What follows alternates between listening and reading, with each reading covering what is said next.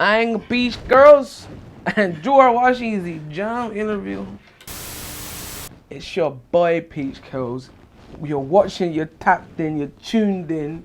You get me, bro? Jam interview. You get me in my man. What it is. What's good? No, fuck it. You're watching the Jam interview with your boy Peachcurls. Yeah. Jam. All right, so what's your story? Damn, you really be kicking it off with that question. What's your story? Well, I was born by the river in a little tent, and just like, no, I'm just fucking with you. Shit, I guess, I mean, we could start like, I guess, in 2008, where I started making music or whatever. Cool. Yeah, went to school, like graduated from high school, was not good at nothing. Like 4 years before I graduated high school, my dad bought me a guitar for the first time. And then he told me, like, if you don't learn 5 songs, I think it was 5 songs by the end of the summer. I got the guitar in May, when I was 14 in May. And then by the end of the summer, I was supposed to have learned 5 songs. Well, in the summer I came back, I knew like 30 songs. You dig what I'm saying? It was like, I was hooked. I was, not this room that we in right now, but the room across the hall. I was locked myself in that room for like 8 hours a day. Fucking every day. Fuck homework. I damn near failed out of high school because I was playing guitar the whole time, or like just not doing shit. Then miraculously got into college. Shout outs to them letters of recommendation, you feel me? Cause whoo. Then my pops again bought me a MacBook because I needed one for school, and bought me a MacBook, and then I bought Logic. And then from there I just started learning how to make beats. Came back home. I don't really be liking to talk about this that much because I don't really know how this person feels about it, but whatever. It's facts, it's history. Came back home. I had already linked up with, I don't know if you know who Kipp Stone is or whatever. Sure. Kipp Stone, he a rapper from Cleveland. He raw. I linked up with him before I went to school, but then I came back in 2009 and had a microphone, had a computer. I was like, fuck it, bro, come over here, record. We started making shit, and that's how I learned how to do everything. I learned how to do everything that I know how to do from recording and mixing Kipp Stone vocals in the early days. Then in like 2010, I put out my first shit. It's still on the internet. I'm not gonna say the name of it because it's trash, bro. All right. Like, but it's the first shit I ever made, but it's absolutely Hey man, you get a pass for that. trash. If y'all can, whoever watched this, if you ever watched this, it's called My Nigga Warhol. It's on the internet. That's a hard title. You feel me? I was fucking with Warhol, bruh, hella. I got hip to Basquiat like in high school. And I was like hella on Basquiat and Hendrix and shit. And then I got hip to Warhol through the Basquiat shit. Started reading, like typical teenager shit. Started reading all the Warhol shit. I was like, man, this nigga was hard, bro. Like, he was making people famous and shit like that. So I dropped My Nigga Warhol. Then I dropped my first like rock album. I met this girl who believed in me. You feel what I'm saying? For real though, I met a girl, she believed in me, and we got up the money to record like a rock album. And I recorded that shit. I'll give you a copy. I still got copies of it over there, like hard copies. And then Thaddeus Anna Greene like did our thing. You know what I'm saying? We toured hella, played a lot of shows, made a lot of music, broke up in 20. Also, me and Kipp separated. He started doing his thing with Truth and them. I started doing my thing with Thaddeus just by myself. Then Thaddeus broke up because life, you know what I'm saying? Like, niggas got married. Not me. Niggas got married. And then, then I started dropping solo shit as Peachcurls after that. And now we here. I think I dropped my first solo song in May of 2016. That's the first thing I ever dropped.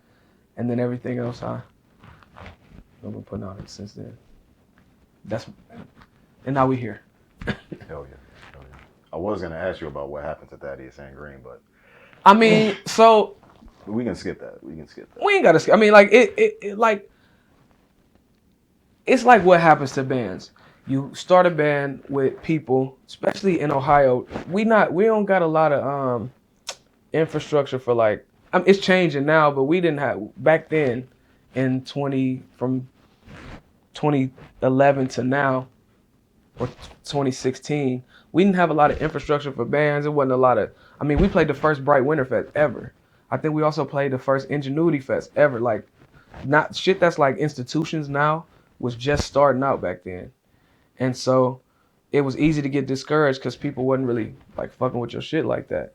And then we had this like kind of break happen where, you know, we got in the fader, we got to record in New York, and we went on like tour, and we was getting hella money, and we was like signing contracts and shit like that, and it was feeling like real, you know what I'm saying?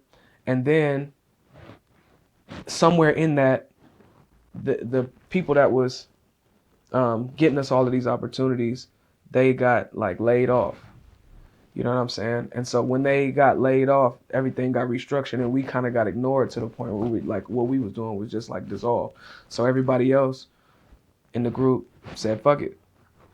Matt was already doing his thing, playing music for other bands, making a living as a musician. Fody was doing the same thing, as well as like having a day job, but also was newly married and trying to start a family and shit like that. So they didn't really see a benefit in continuing to go, which for me was frustrating. I can't even lie, because I felt the same thing, but I didn't have no backup plan. Like, I'm not a session musician like Matt or Fody even. I'm like an artist, which is not to say that they aren't artists, but like, I'm not a technician. You dig what I'm saying? So I can't just go play gigs and be straight. I got it like this shit got to work, or ain't nothing gonna shake. So I was frustrated that they had other avenues and I didn't. But in hindsight, it pushed me to like rely on my production and rely on my skills and hone my skills as a technician to make them benefit me as an artist. So, I guess it was tight at the end. Yeah, it was all a learning experience. Yeah, that's what it was. Learning experience.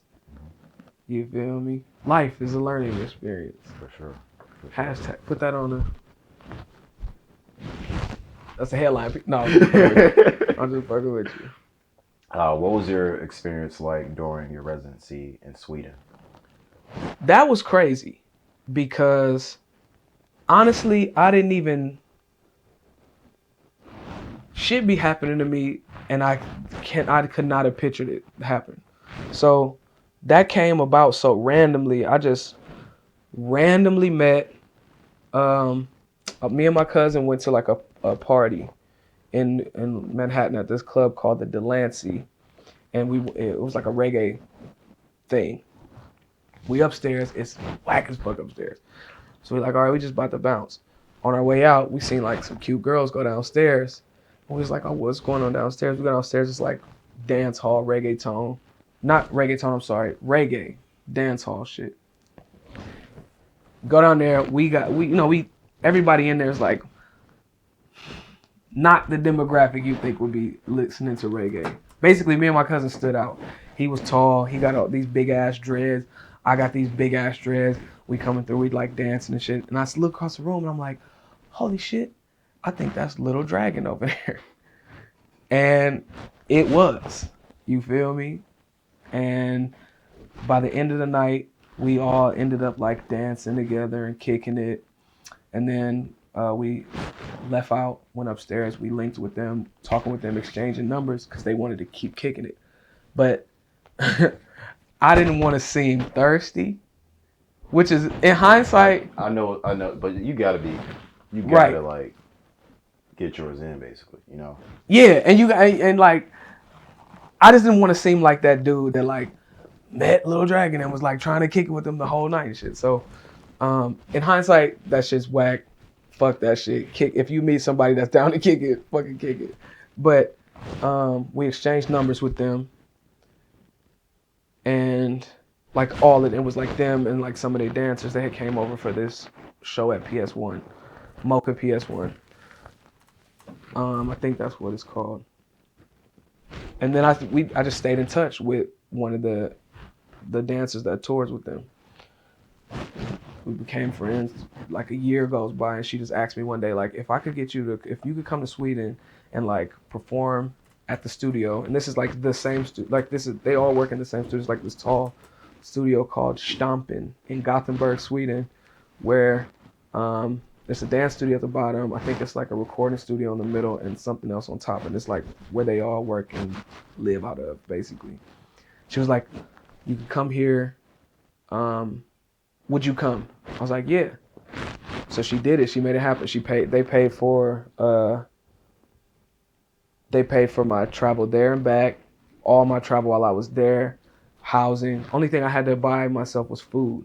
I didn't make any money either, but I mean, it was still tight. So that was like how it happened, right? But the experience itself was crazy. It was like one of the best and worst experiences I ever had, because I was by myself, hella depressed, you know what I'm saying? But at the same time, I was in a country that I had never been before, strictly based off the fact that like people that I look up to fucked with my music. Whoa, right? So it's crazy. So I was like, the people there was receptive when I performed. They was like hella receptive, quiet, knew the words. You know what I'm saying? Like shit that I'd never experienced before, bro. Like at least up until that point. And yeah, so it showed me that it's a lot different. And the way people move in Europe influences how like I move here. Like people have they have like their home base, which would be in like their hometown, i.e. Gothenburg, which is about the same size as Detroit. And they'll be there working on shit. And then when they're ready to present shit, then they present shit to the world, find a way to get some money to like travel and show people. And that's how I move. Based off of that, it really influenced my whole workflow, my whole approach to really just life as a broke ass artist, you know what I'm saying? That's dope, man. Yeah. I've kind of straying away from that, but also like in the same vein. I saw like one of the music videos, a recent music video where you was performing in the train station in Cleveland, right? No, that was in New York. Okay. That was in New York. Have you thought about like doing like street performance, like just performing on the street? Yeah, people approach me with that idea all the time, and I approach myself with that idea all the time too. Like, damn, like you talking about being broke, you a broke artist and shit, and this nigga's out here carting the amps and shit in the fucking subway to make money. But it's like, I think it's important to present yourself a certain type of way as an artist in any genre or any medium. You know what I'm saying? And I think that the way you present yourself also influences the way people receive your work. And so if you can receive my shit in a subway for free, like when you don't want it, then that's like your impression of me. It's free. And it's not free. And this shit is hard. And like, I just don't want to present myself that way. I'm not knocking people who do. I just don't want to. And I think also, I'm not that type of artist either. Like, I don't make ear catchy music. You dig what I'm saying? At least not enough to be performing like for hours in the subway. Like, nah. I just don't think that that's my route. You know what I'm saying? No, yeah, that makes sense. I ain't even thought about that perspective of people catching it like for free. Yeah, sure. And not necessarily because I mean you can catch music for free. I think that like that's just the nature of the medium. But I want as much control as I have over how I present my work to somebody. I'm gonna take them measures. You know what I'm saying? Like, um, I heard this quote somewhere that like people grossly misunderstand where music comes from, and now with the amount of access, which I love, but with the amount of access to music making, people think that this shit just anybody can do this shit. You know what I'm saying? But you can't though. You know? You can't do it at a level that is expert level. I mean, people can do it, but like if Yeah. you're trying to make some good art, it's not going to happen with what you think your impression is of how music is easily made. Right. Right. Exactly. Exactly. It's just like comedy, how everybody think that they can be a comedian. But that's the point of the art form. It's supposed to look easy. Right. But it's not easy. Right. The level of difficulty on being a comedian is extremely high. Trust me. I've been studying, bro. Like, you know what I'm saying? Same with music. Like, this shit is not easy. Even though it's like, you can sit down at a piano and like guess some shit until you figure out something, put an 808 to it and it slap. That's valid work as well. But that's such a small percentage of, music and what goes into making, what I'm saying, professional sounding music, I'm trying to like say because I'm trying to make the point that it is egalitarian if you like care about it. Because I'm not an elitist. I don't think that like you have to be, what I'm saying, hella trained and hella technical to make good music. I don't think that, because otherwise we wouldn't have shit like blues or rap, you know what I'm saying, or even jazz in a lot of cases. Hendrix wouldn't exist if I thought like that. Like Hendrix wouldn't be as high as he. I'm saying that you have to at least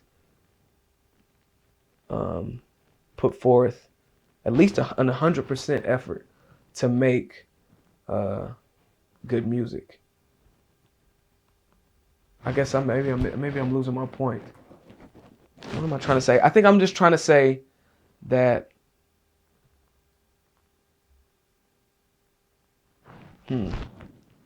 it's in there somewhere. The point is in there somewhere, man. Yeah. Somebody will be like, I get it. Because I get it, but next question. We could beat a fucking dead horse, too. For a long time about that. Because I'm not an elitist. I fuck with raw shit. Like, I fuck with shit that, like, isn't, like, known as, or what we can see as conventionally good. Like, if you know me, like, I appreciate Soulja Boy as much as I appreciate fucking D'Angelo. You know what I'm saying? Like, and everything in between and everything surrounding. I'm just saying, like, the effort and the diligence has to be there. Or like the groundbreaking shit has to be there. I'm going to read something back to you, all right? Mm-hmm. How come the black dude always got to be the scared, talkative one in action, suspense, horror movies? I said that. Why? You know what I'm saying? Why can't we never be like the sexy hero? You feel me? Why we always gotta be like the comic relief? Even if you got, bruh, you ever seen Doom? Yeah. Who was in The that? Rock. Who was in that? The Rock was in that, but who was the other? It was another black dude in Doom. Hold on, let me look that shit up, man. Wait a minute. But yeah, it's like, even if the black dude is not like completely impotent in a fucking action suspense movie, he's still the funny one. I can't think of the movie that I'm thinking of, man. Predator. Okay, I heard that was good. I haven't seen that one yet, though. It was great. Yeah. It was great. But they had Keegan-Michael Key in there, like, just supplying all the laughs. None of the shit. Like, I would never leave a movie theater as a kid thinking like I wanted to be Keegan-Michael Key's character, even though that's probably the character that I was. But I mean, still, I'm saying, man, can't we just be Rambo once, or like the equivalent of Rambo? Can't we be, you feel me, James Bond, or Denzel Washington, the Equalizer? What about that? Right, but he ain't got the sex appeal like You know what I'm saying? He ain't got when the Rambo put the bandana on and tied him up, and then he had the back muscles and you know. I don't want to be Denzel Washington. Right, right. I want to I mean, I probably know Denzel Washington, somebody like that, but I want to be, you feel me, Daniel Craig in 007. Like, well, I don't want to be a white dude. Why am I wanting to be a white dude? I'm trying to be Idris Elba. Idris. Yeah, I fuck with Idris. I guess you're right. There's some, but I know what you mean though. It's not a lot of. It's not a lot. It's not a lot. Even Tyrese. Like, we got Tyrese in the Fast and Furious franchise. Mm-hmm. In the first, when he first made his appearance in Fast and Furious, okay, he was funny, but he still was like valuable. You know what I'm saying? Paul Walker's character, what's his name? Brian, needed him. Mm-hmm. You feel me? In the new ones, he just the funny dude. They eat a lot. Right. You know what I'm saying? Right. And that be scared of everything. Yeah, he took a backseat role for sure though. That shit is whack to me. Yeah. What did you find challenging and exciting about doing voiceover work for Daytime Noir? The exciting thing about it was that it was a dream come true. Being a cartoon was a dream come true, and the fact that I was doing it with my cousin is even more, because I mean, we used to sit in this house as well and watch cartoons all day and play video games all day. And then when he would go back home, he'd call me on the phone and we would talk about anime or some sort of fucking cartoon or some all day, or like trying to make each other laugh, etc. I think that like we like influence each other from such a young age for such a long time, to the point where we can not talk for weeks at a time, and then he'll call me and be like, I've been on this lately, and I'll be like, bro, I've been doing the same thing, bro, lately. That's crazy. When we started skateboarding, I hadn't talked to him for like a month. He hit me. I've been skating, bro. I've been skating. That's fucking crazy. You know what I'm saying? And I mean, I guess like if you think about it, like the zeitgeist was that at the time, so it made sense that we was on the same thing at the same time. But just personally, it felt like kismet. So when we got the opportunity to finally work together, and we've worked together before, but we got a chance to work together on this level, it was exciting, man. I'm about to be on TV. I'm about to be a cartoon. I'm about to be multiple cartoons. Oh my gosh. And like, these are like my jokes that I wrote.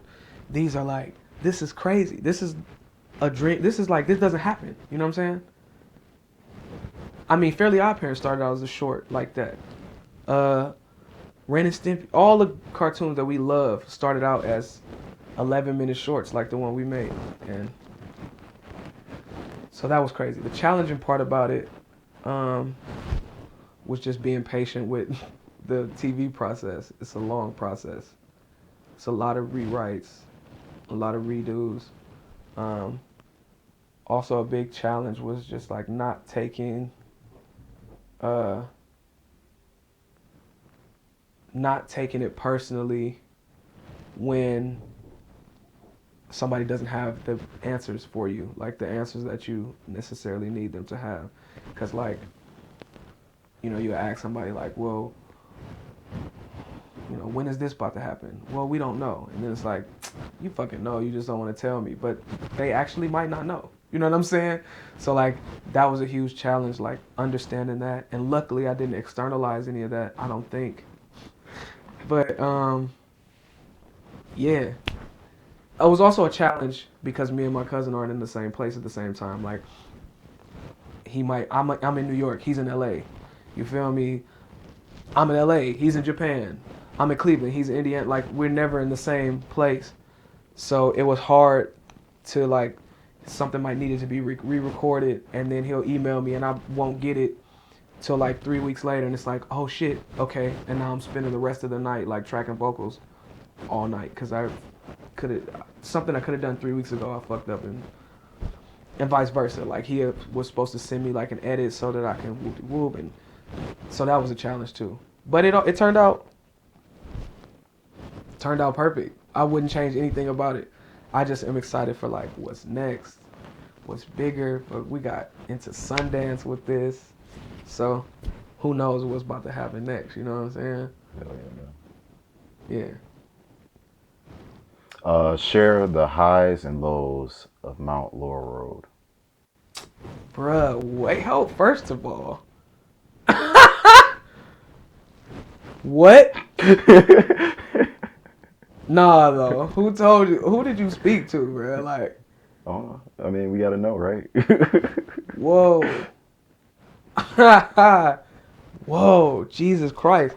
Okay, so like that's like, man, that's my granny's street. You feel me? That was the first house I ever lived in. That's like the house where I basically, um, all of the formative things you learn, how to walk, talk. I learned all that in that house. You feel me? How to be funny. Um, I learned that I like entertaining people. I learned that I like love TV in that house, man. And then as when I grew up, that house was just like, I don't know, sort of my sanctuary. Like I've lived a bunch of different places, but that's the only place that I feel like will always feel like, the crib. Yeah, it's my granny's house. You know what I'm saying? My uncle, rest in peace. Uh, John, my grandmother, my grandfather.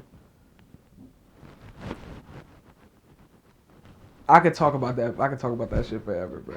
Ad nauseum. That's just like home. You know what I'm saying? Yeah. The lows, the lows. This the lows. Really ain't none. You know what I'm saying? Like it really ain't no lows about that place. Like it was sanctuary. Yeah, it's paradise for me, at least. My granny's house is paradise for me. That's good. We all need that place to go to, for sure. Exactly. Yeah, yeah. And I gotta go over there more. Like as time goes on, you get so wrapped up in like trying to make money and ripping and running, as old folks say. I don't really be finding a lot of time to go over there, and I should probably do that more. Also, like deaths in the family, like make shit like a lot. You know how shit goes. So I haven't been there in a couple weeks. I should probably go there soon. I saw that you and now recently Meek Mill brought this up. When you were starting to grow up and just starting to get into the artistry of rapping, you always got chastised for like, oh, you rap now? How does one combat that? Man, you really can't. Cause you can't combat it. Niggas don't understand that shit. And which is so weird to me too. Because rap is a very viable, lucrative, career path. But like for some reason, like niggas always like, you gotta always like prove. You can't combat it, man. You just gotta do it. Keep rapping. Do not stop rapping. And also like pay attention to people that you trust, but then like don't pay attention to shit that if you know it completely does not align with what you're trying to do. And that doesn't necessarily mean you being closed-minded. You know what I'm saying? Like it's a way to interpret feedback. Everybody feedback you can't take it the same way. So like if somebody say your shit is good, then you gotta question like, is this a person that's saying my shit is good just because they like me? Is this a person that's saying my shit is good and then when I leave they gonna talk shit about me? Does this person know any fucking thing about music? You know what I'm saying? And it's varying degrees to all and it's more questions than that. And then like you can be like, all right, that feedback means this to me. Same with negative feedback. I remember when I first started rapping, I was a kid and everybody told me like, be realistic. I've been wanting to be a rapper, a musician since I was like 12 years old. Like I've been doing this shit for a long time. I wrote my first rap in like 2003. So like I've been rapping for a long time, but I'm saying like people told me like be realistic, that's not a real job, that's not this and this and that. Boom. So I lived my life like that, even subconsciously. always like did music as a hobby and was like, all right, I'm gonna do this though to make money and then use this to make the money from this. But in other places like New York, LA, Atlanta even, they don't think like that. And that will derail your career in some cases. And then when I got older, I had did the rock shit for a long time and I started rapping again. And niggas would tell me shit like, yo, this shit sounds tight. So it's objectively good beats, objectively good bars, but I just don't like it coming from you. What? You know how many times somebody, and I ain't gonna say no names, but niggas just said that shit to me. This shit hard, but I just don't like you doing it. I'd rather hear you do, I don't like you rapping. I'd rather you do something else. Don't rap. Fuck out of here, bro. Like, that doesn't make any sense. Right. You know what I'm saying? How you like it and say that.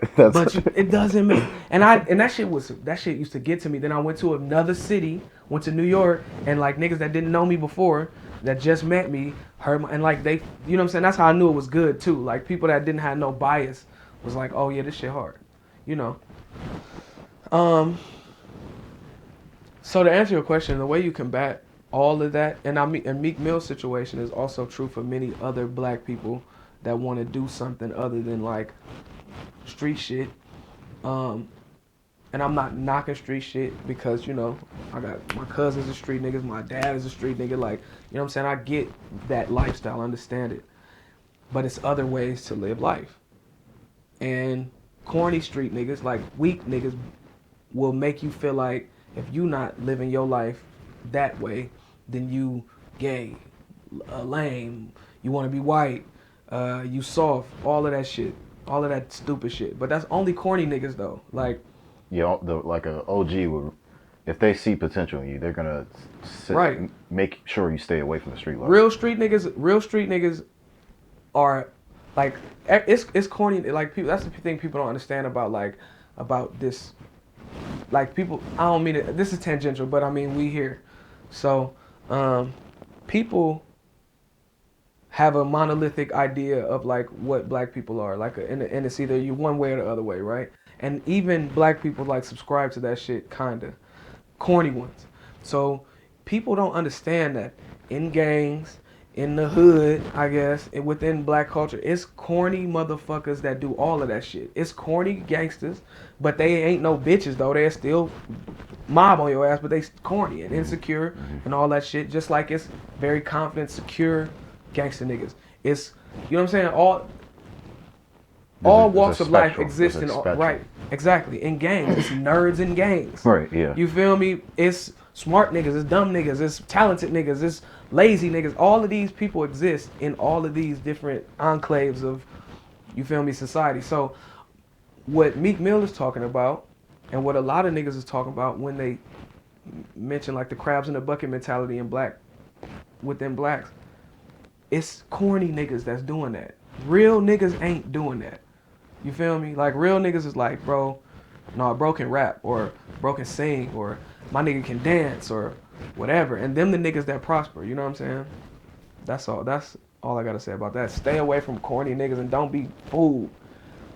Just cause a nigga popular, just cause a nigga got money or whatever, he's still probably a lame though, you know what I'm saying? He can be a lame.